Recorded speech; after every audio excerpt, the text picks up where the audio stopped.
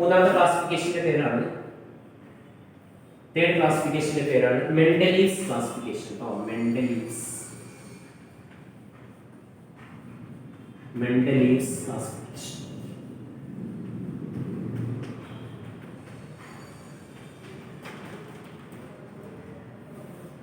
Mendeleev's classification. Mendeleev's classification എന്ന് പറയുന്ന topics ആണ് ഇനി നമുക്ക് പഠിക്കണം. വളരെ ഇമ്പോർട്ടൻ്റ് ആണ്, ശ്രദ്ധിച്ചിരിക്കട്ടോ. അപ്പോൾ ഇവിടെ എക്സാം സ്ഥിരമായിട്ട് ചോദിക്കുന്ന ഒന്ന് രണ്ട് ക്വസ്റ്റ്യൻ. ഒന്ന്, who introduce the periodic table എന്ന് ചോദിച്ചാൽ മെൻഡലീഫ് എന്നാണ് ആൻസർ ചെയ്യുന്നത്. Who introduce the periodic table എന്ന് ചോദിച്ചാൽ മെൻഡലീഫ് എന്നാണ് ആൻസർ. എന്നാൽ മോഡേൺ പീരിയോഡിക് ടേബിൾ ആരാണ് കൊണ്ടുവന്നതെന്ന് ചോദിച്ചാൽ അത് ഹെൻറി മോസി എന്ന് പറയുന്ന സയൻസ് ഉണ്ടോ, ഹെൻറി മോസി. അപ്പൊ ക്വസ്റ്റ്യൻ അങ്ങോട്ടും ഇങ്ങോട്ടും മാറരുത്. Who introduce the periodic table എന്ന് ചോദിച്ചാൽ ആൻസർ മെൻഡലീഫ് എന്നാണ് ആൻസർ. എന്നാൽ നിലവിലുള്ള പീരിയോഡിക് ടേബിൾ, അതായത് നമ്മൾ നിലവിൽ ഉപയോഗിക്കുന്ന മോഡേൺ പീരിയോഡിക് ടേബിൾ ആരാണ് കൊണ്ടുവന്നതെന്ന് ചോദിച്ചാൽ അതിന്റെ ആൻസർ ഹെൻറി മോസി എന്നാണ്. ഹെൻറി മോസി. രണ്ടും അങ്ങോട്ടും ഇങ്ങോട്ടും മാറിക്കൊണ്ടിരുന്നത് കേട്ടോ. ഇനി ശ്രദ്ധിക്കുക, മെൻഡലീവ്സ് ക്ലാസിഫിക്കേഷന്റെ പ്രത്യേകത ശ്രദ്ധിക്കുക. ഓക്കെ, അദ്ദേഹം എന്താ ചെയ്തതെന്നറിയോ? എലമെന്റ്സുകളെ ആറ്റോമിക് മാസ് കൂടി വരുന്ന ക്രമത്തിലാണ് എലമെന്റ്സുകളെ അദ്ദേഹം അറേഞ്ച് ചെയ്തത്. ഓക്കെ, എലമെന്റ്സുകളെ എന്ത് ചെയ്തു? എലമെന്റ്സുകളെ ആറ്റോമിക് മാസ് കൂടി വരുന്ന ക്രമത്തിൽ അദ്ദേഹം എന്ത് ചെയ്തു എന്നറിയോ? അറേഞ്ച് ചെയ്തു. ഇനി ഇവിടെ എക്സാമിന് ചോദിക്കുന്ന വേറെ ക്വസ്റ്റ്യൻ, ഓക്കെ, എക്സാമിന് ചോദിക്കുന്ന വേറെ ക്വസ്റ്റ്യൻ എന്താണെന്ന് വെച്ചാൽ മെൻഡലീവ്സ് പീരിയോഡിക് ലോ എന്താണെന്ന് ചോദിക്കാറ്. മെൻഡലീവ്സ്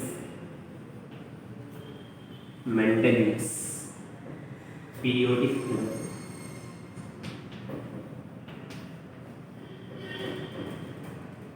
മെൻഡലീവ്സ് പീരിയോഡിക് ലോ എന്താണ് എക്സാമിന് സ്ഥിരമായിട്ട് ചോദിക്കുക. ശ്രദ്ധിക്കുക, മെൻഡലീവ്സ് ക്ലാസിഫിക്കേഷന്റെ പ്രത്യേകത it based on atomic mass. Atomic മാസിന്റെ ബേസിലാണ് എന്ത് ചെയ്തെന്ന് അറിയോ? അദ്ദേഹം എലമെന്റ്സുകളെ അറേഞ്ച് ചെയ്തത്. അതായത് ആറ്റോമിക് മാസ് കൂടി വരുന്ന ക്രമത്തിലാണ് എലമെന്റ്സുകളെ അറേഞ്ച് ചെയ്തത്. ഇനി മെൻഡലീവ്സ് പീരിയോഡിക് ലോ എന്ന് ചോദിച്ചാൽ വളരെ ഇമ്പോർട്ടൻ്റ് ആണ്, എക്സാമിന് സ്ഥിരമായിട്ട് ചോദിക്കുന്ന ഒരു ക്വസ്റ്റ്യൻ ആണ് സ്റ്റേറ്റ് മെൻഡലീവ്സ് പീരിയോഡിക് ലോ. അപ്പോൾ സംഭവത്തിലുള്ളൂ the physical and chemical properties of the elements are periodic function of their atomic masses. അതാണ് പീരിയോഡിക് ലോ. മെൻഡലീവ്സിന്റെ പീരിയോഡിക് ലോ എന്താണെന്ന് ചോദിച്ചാൽ അതാണ് അവിടെ എഴുതുന്നത്. The physical and chemical properties of the elements are periodic function of their atomic masses. Okay, അതെന്ന് വെച്ചാൽ എന്താ? അതിന്റെ മീനിങ് എന്താ? The physical and chemical properties of elements എന്ന് വെച്ചാൽ ഒരു എലമെന്റ്സിന്റെ രാസഭൗതിക ഗുണങ്ങൾ എന്ന് പറയുന്നത് എന്താണ്? അതിന്റെ ആറ്റോമിക് മാസിന്റെ ആവർത്തന ഫലങ്ങളാണ്. ആറ്റോമിക് മാസിന്റെ ആവർത്തന ഫലങ്ങളാണ് അതിന്റെ രാസഭൗതിക ഗുണങ്ങൾ. ഒരു എലമെന്റ്സിന്റെ രാസഭൗതിക ഗുണങ്ങൾ എന്ന് പറയുന്നത് അതിന്റെ ആറ്റോമിക് മാസിന്റെ ആവർത്തന ഫലങ്ങളാണ്. അതാണ് മെൻഡലീവ്സ് പീരിയോഡിക് ലോ എന്നുള്ള ഭാഗത്ത് നമുക്ക് പഠിക്കുന്നത്. മെൻഡലീവ്സ് പീരിയോഡിക് ലോ എന്നുള്ള ഭാഗത്ത് നമുക്ക് പഠിക്കുന്നത് the physical and chemical properties of elements are periodic function of their atomic masses. അപ്പോൾ മെൻഡലീവ്സ് പീരിയോഡിക് ലോ ചോദിച്ചാൽ അത്രയും കാര്യങ്ങളാണ് ഇത്. ഓക്കെ, ഇനി ഈ മെൻഡലീവ്സ് പീരിയോഡിക് ടേബിൾ കൊണ്ടുവരുന്ന സമയത്ത് ആകെ 63 എലമെന്റ്സ് മാത്രമേ ഉണ്ടായിരുന്നുള്ളൂ. മെൻഡലീവ്സ് പീരിയോഡിക് ടേബിൾ കൊണ്ടുവരുന്ന സമയത്ത് ആകെ എത്രയുള്ളൂ? 63 എലമെന്റ്സ് മാത്രമാണ് ഉണ്ടായിരുന്നത്. ഓക്കെ, ഈ 63 എലമെന്റ്സുകളെ എന്ത് ചെയ്തു എന്നറിയോ? ശരിക്കും 7 പിരീഡും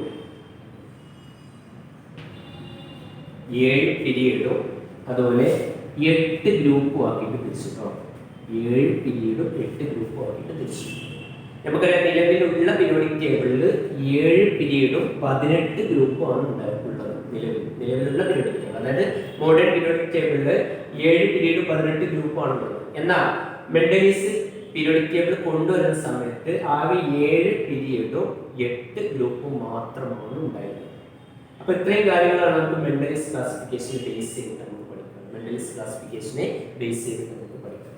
ഓക്കെ, അപ്പോൾ മെൻഡലിസ് ക്ലാസിഫിക്കേഷന്റെ പ്രത്യേകത എന്ന് പറഞ്ഞാൽ it is based on atomic masses. ഇനി മെൻഡലിസ് പീരിയോഡിക് ലോ ചോദിച്ചാൽ the physical and chemical properties of elements are periodic function of their atomic masses.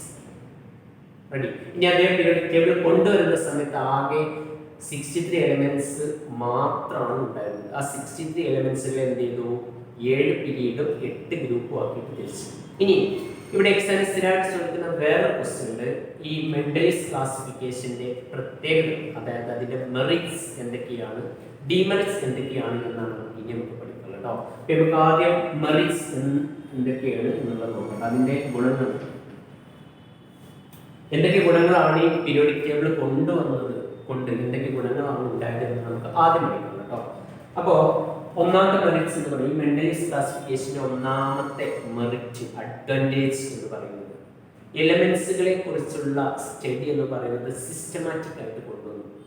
Okay, എലമെന്റ്സുകളെ കുറിച്ചുള്ള സ്റ്റഡി എന്തായിട്ട് കൊണ്ടുവന്നു? സിസ്റ്റമാറ്റിക് ആയിട്ട് കൊണ്ടുവന്നു. അപ്പോൾ അതാണ് അതിന്റെ ഒന്നാമത്തെ മെറിറ്റ്സ് എന്ന് പറയുന്നത് കേട്ടോ. Systematic study of an element. Systematic study of an elements. Systematic study of an elements. എലമെന്റ്സുകളെ കുറിച്ചുള്ള സ്റ്റഡി എന്ന് പറയുന്നത് സിസ്റ്റമാറ്റിക് ആയിട്ട് കൊണ്ടുവന്ന സയന്റിസ്റ്റാണ് മെൻഡലീസ്. അതാണ് അതിന്റെ ഏറ്റവും വലിയ മെറിറ്റ്.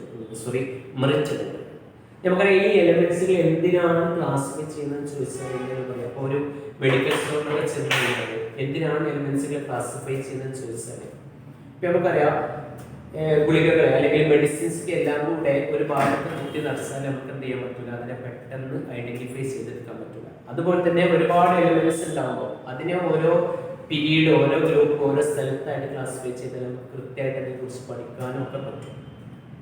അപ്പോൾ അതാണ് അതിനുള്ള ആൻസർ. സിസ്റ്റമാറ്റിക് എലമെന്റ്സുകളെ കുറിച്ചുള്ള സ്റ്റഡി സിസ്റ്റമാറ്റിക് ആവാൻ വേണ്ടിയിട്ടാണ് എലമെന്റ്സുകളെ ക്ലാസിഫൈ ചെയ്യുന്നത്. അപ്പോൾ അതിനെ കുറിച്ചുള്ള പഠനം വളരെ ഈസിയാണ്.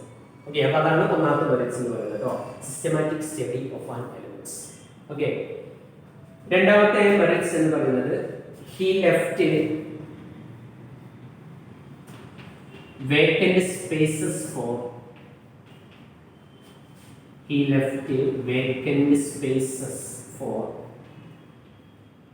undiscovered element.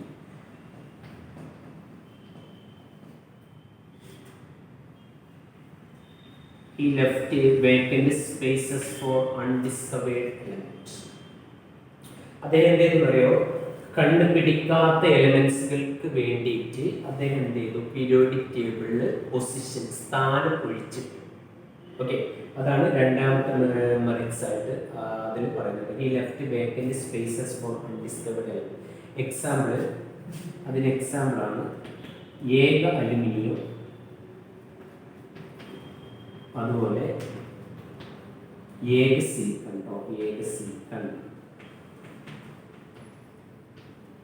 ഏക അലുമിനിയം, ഏക സിലിക്കൺ. അപ്പോൾ ഈ രണ്ട് എലമെന്റുകൾ അദ്ദേഹം പ്രവചിച്ചു. ഇങ്ങനെ രണ്ട് എലമെന്റ് കണ്ടുപിടിക്കാനുണ്ടെന്നും അതിന്റെ പ്രോപ്പർട്ടി ഇന്നതായിരിക്കുന്നത് അദ്ദേഹം മുന്നേ പ്രവചിച്ചിരുന്നു. ഓക്കെ, അപ്പോൾ ആ പ്രവചിച്ചിരുന്ന എലമെന്റ്സുകൾക്ക് വേണ്ടിയിട്ട് എന്ത് ചെയ്യുന്നറിയോ? പീരിയോഡിക് ടേബിൾ സ്ഥാനം ഒഴിച്ചിട്ടുണ്ടോ. ഈ left vacant spaces for undiscovered element. അപ്പൊ ഏതൊക്കെ എലമെന്റ്സുകളെ കുറിച്ച് ആണ് അദ്ദേഹം പ്രവചിച്ചതെന്ന് ചോദിച്ചാൽ ഈ രണ്ട് എലമെന്റ്, ഏക അലുമിനിയവും ഏക സിലിക്കണും കേട്ടോ. ഏക അലുമിനിയവും ഏക സിലിക്കണും അന്ന് അത് കണ്ടെത്തിയിട്ടില്ല. പക്ഷേ അദ്ദേഹത്തിന്റെ കാലശേഷമാണ് ഈ രണ്ട് എലമെന്റുകൾ പിന്നെ കണ്ടെത്തിയതും പീരിയോഡിക് ടേബിളിൽ ഉൾപ്പെടുത്തിയത്. പക്ഷെ അദ്ദേഹം അന്ന് തന്നെ പറഞ്ഞിരുന്നത് ഈ രണ്ട് എലമെന്റുകൾ കണ്ടുപിടിക്കാണ്ട് ഇന്നതായിരുന്നു അതിന്റെ പ്രോപ്പർട്ടി എന്ന് പറയുന്നത്. ഓക്കെ, അപ്പോൾ രണ്ടാമത്തെ മെറിറ്റ്സ് ആണ് ഈ left vacant spaces for undiscovered element. അതുപോലെ മൂന്നാമത്തെ പ്രോപ്പർട്ടി എന്ന് പറയുന്നത് prediction of new elements. Prediction of new elements and their properties.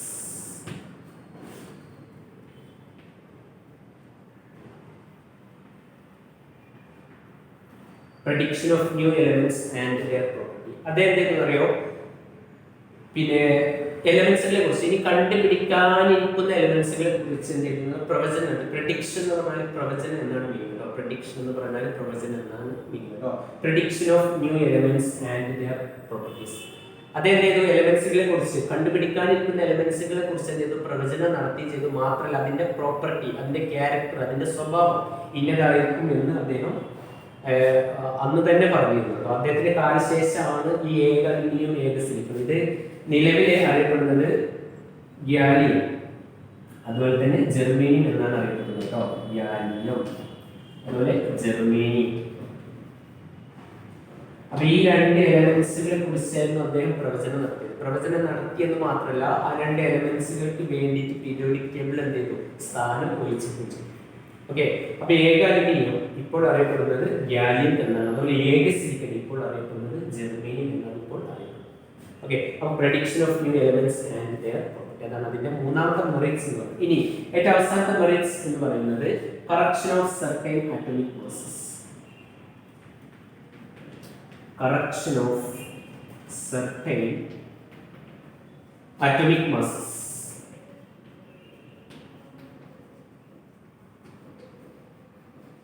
Like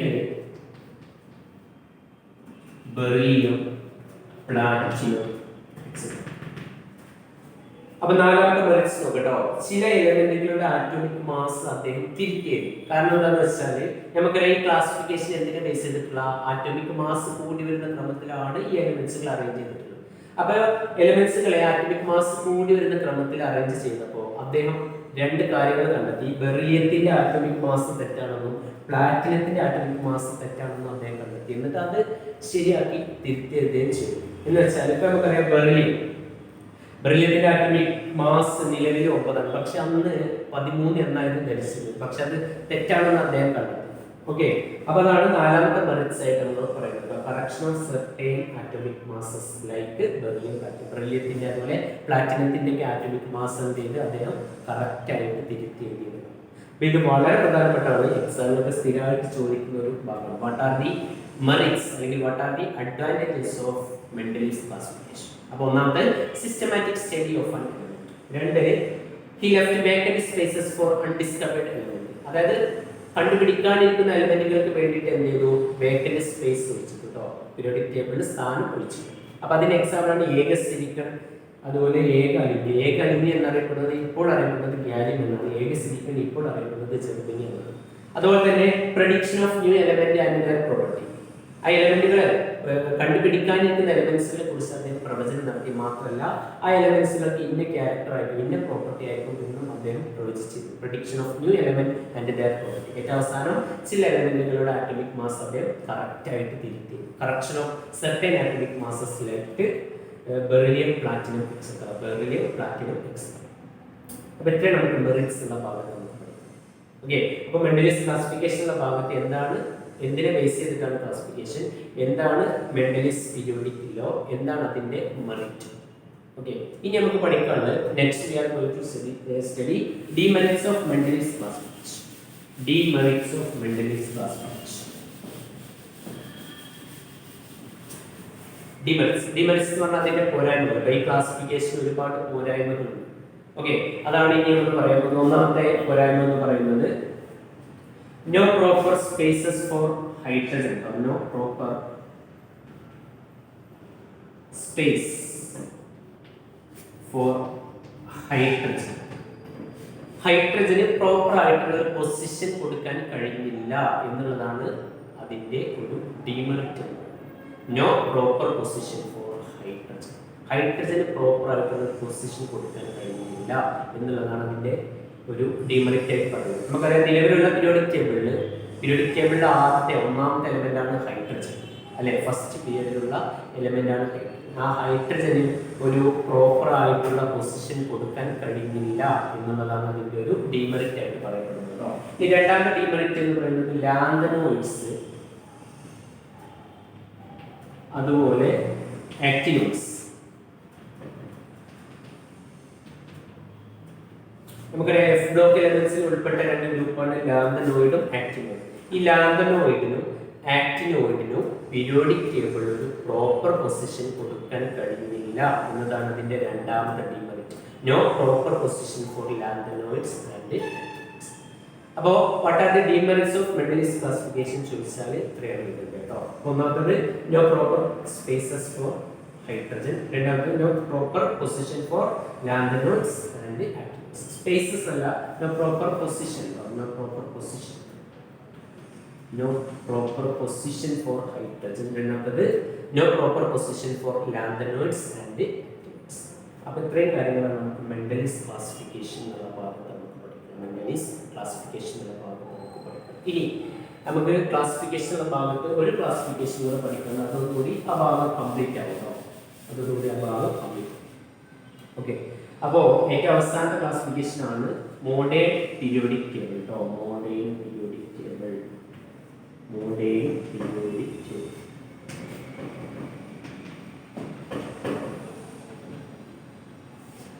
modern periodic table അതായത് നിലവിലുള്ള പീരിയോഡിക് ടേബിളിനെ കുറിച്ചാണ് ഈ നിലവിലുള്ള പീരിയോഡിക് ടേബിളിനെ കുറിച്ചാണ് ഈ പഠിക്കുന്നത്. ശരിക്കും നിലവിലുള്ള പീരിയോഡിക് ടേബിൾ കൊണ്ടുവന്നത് ഹെൻറി മോസ്ലി എന്ന് പറയുന്ന scientist. Modern periodic table propose ചെയ്ത സയൻറ്റിസ്റ്റാണ് ഹെൻറി മോസ്ലി. ഇനി ഈ ക്ലാസിഫിക്കേഷൻ അതായത് മോഡേൺ പീരിയോഡിക് ടേബിളിലുള്ള എലമെന്റ്സിന്റെ അറേഞ്ച്മെന്റ് എന്തിനെ ബേസ് ചെയ്തിട്ടാണെന്ന് ചോദിച്ചാൽ it is based on atomic number. It is based on atomic number. It is based on atomic number. Atomic number കൂടി വരുന്ന ക്രമത്തിലാണ് നിലവിലുള്ള പീരിയോഡിക് ടേബിൾ അറേഞ്ച് ചെയ്തിട്ടുള്ളത്. ഓക്കെ, അപ്പോൾ modern periodic table was proposed by Henry Moseley. then it is based on atomic number. ഇനി ഇവിടെ ഒരു കാര്യം നമുക്ക് പഠിക്കാനുണ്ട്, modern periodic law. Modern periodic law, modern periodic law. നമ്മൾ മെന്റലിസ്റ്റ് പീരിയോഡിക് ലോ പഠിച്ചില്ലേ? Physical and chemical properties of elements are periodic function of their atomic mass എന്നായിരുന്നു നമ്മളോട് പഠിച്ചത്. അപ്പോൾ അതിൽ ചെറിയൊരു മാറ്റം വരുത്തിയാൽ മതി. അവിടെ ആറ്റോമിക് മാസ് എന്നുള്ളത് എന്താക്കിയാൽ മതി, ആറ്റോമിക് നമ്പർ എന്നാക്കിയാൽ മോഡേൺ പീരിയോഡിക് ലോ ആയിരുന്നു. കാരണം മെന്റലിസ്റ്റ് ക്ലാസിഫിക്കേഷനും മോഡേൺ ക്ലാസിഫിക്കേഷനും തമ്മിലുള്ള ഏക മാറ്റം എന്ന് പറയുന്നത് ഒന്ന് ആറ്റോമിക് മാസിനെ ബേസ് ചെയ്ത്, ആറ്റോമിക് മാസ് കൂടി വരുന്ന ക്രമത്തിലാണ് എലിമെന്റ്സുകൾ അറേഞ്ച് ചെയ്തത്. എന്നാൽ മോഡേൺ പീരിയോഡിക് ടേബിളിൽ ആറ്റോമിക് നമ്പർ കൂടി വരുന്ന ക്രമത്തിലാണ് എലിമെന്റ്സുകളെ അറേഞ്ച് ചെയ്തിട്ടുള്ളത്. അപ്പോൾ അതാണ് മോഡേൺ പീരിയോഡിക് ലോ എന്നുള്ള ഭാഗത്ത് നമുക്ക് പഠിക്കുന്നത്. ഓക്കെ, മോഡേൺ പീരിയോഡിക് ലോ എന്നുള്ള ഭാഗത്ത് നമുക്ക് പഠിക്കുന്നത് the physical and chemical properties of elements are periodic function of their atomic number. Important ആണ്, എക്സാമിന് സ്ഥിരമായിട്ട് ചോദിക്കുന്ന ഒരു ഭാഗമാണ്. The physical and chemical properties of elements are periodic function of their atomic number. അതാണ് മോഡേൺ പീരിയോഡിക് ലോ എന്നുള്ള ഭാഗത്ത് നമുക്ക് പഠിക്കുന്നത്. Modern periodic law. അപ്പോൾ മോഡേൺ പീരിയോഡിക് ടേബിൾ കൊണ്ടുവന്നത് Henry Moseley. It is based on atomic number. Modern periodic law എന്താണെന്ന് ചോദിച്ചാൽ physical and chemical properties of elements are periodic function of their atomic number. Okay, ഇനി ഈ modern periodic table നമുക്കറിയാം. ശരി കേട്ടോ, ഗ്രൂപ്പുകളുടെ എണ്ണം 18. ഗ്രൂപ്പുകളുടെ എണ്ണം 18.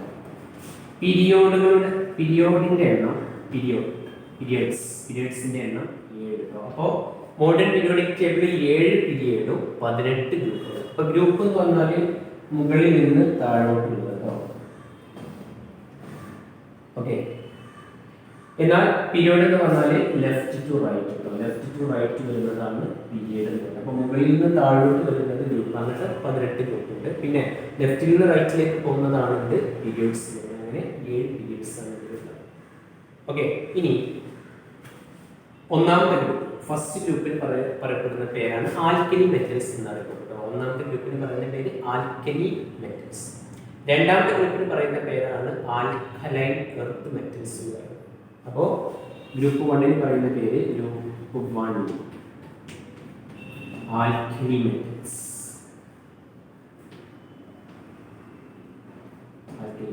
അതുപോലെ ഗ്രൂപ്പ് 2 പറയുന്ന പേരാണ് alkaline earth metals.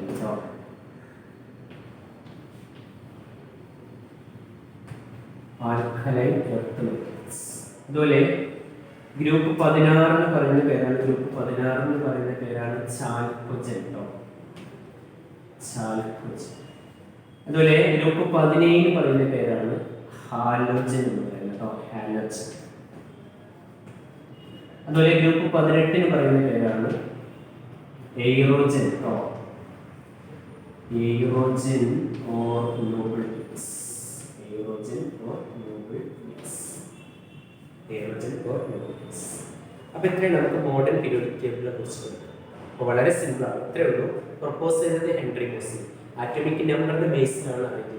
Modern periodic law എന്ന് ചോദിച്ചാൽ physical and chemical properties of elements are periodic function of their atomic number.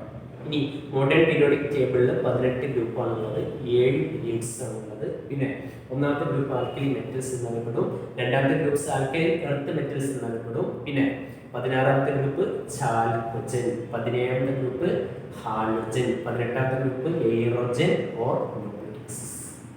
Okay, അപ്പോൾ ഇത്രയും കാര്യങ്ങളാണ് നമുക്ക് ക്ലാസിഫിക്കേഷൻ എന്ന ഭാഗത്ത് നമുക്ക് പഠിക്കുന്നത്. ഓക്കെ, ഹൈ സ്റ്റുഡൻസ്, ഇനി നെക്സ്റ്റ് നമുക്ക് ഡിസ്കസ് ചെയ്യാനുള്ള ടോപ്പിക്സ് എന്ന് പറയുന്നത് ശ്രദ്ധിക്കട്ടോ. ആറ്റോമിക് നമ്പർ 100ന്റെ മുകളിലുള്ള എലമെന്റ്സ് എങ്ങനെയാണ് നെയിം ചെയ്യുക എന്നാണ് നമുക്ക് പഠിക്കുക. വളരെ ഇമ്പോർട്ടൻ്റ് ആയിട്ടുള്ള ടോപ്പിക്സ് ആണ്. ആറ്റോമിക് നമ്പർ 100ന്റെ മുകളിലുള്ള എലമെന്റ്സുകൾ എങ്ങനെയാണ് നെയിം ചെയ്യുക എന്നാണ് ഇനി നമുക്ക് പഠിക്കുന്നത് കേട്ടോ. അപ്പോൾ നെക്സ്റ്റ് ടോപ്പിക് ആണ് nomenclature of elements atomic number greater than 100. അപ്പോൾ 100ന് മുകളിലുള്ള എലിമെന്റ്സുകളെ എങ്ങനെയാണ് നമ്മൾ നെയിം ചെയ്യുക എന്നാണ് നമുക്ക് പഠിക്കുന്നത്. അപ്പോൾ അത് പഠിക്കുന്നതിന് മുന്നേ ആദ്യം നമുക്ക് എങ്ങനെയാണ് നെയിം ചെയ്യാമെന്ന് നോക്കട്ടെ. ശ്രദ്ധിക്കുക. ഇപ്പോൾ 0 0 വന്നാൽ നിൽ എന്നാണ് പറയുക. 0 എന്ന് പറഞ്ഞാൽ നിൽ, 1 എന്ന് പറഞ്ഞാൽ അൺ, 2 എന്ന് പറഞ്ഞാൽ ബൈ, 3ന് പറയാ ട്രൈ, 4ന് കോഡ്, 5ന് പെൻഡ്, 6ന് ഹെക്സ്, 7ന് സെറ്റ്, 8ന് ഒക്റ്റ്, 9ന് എൻ.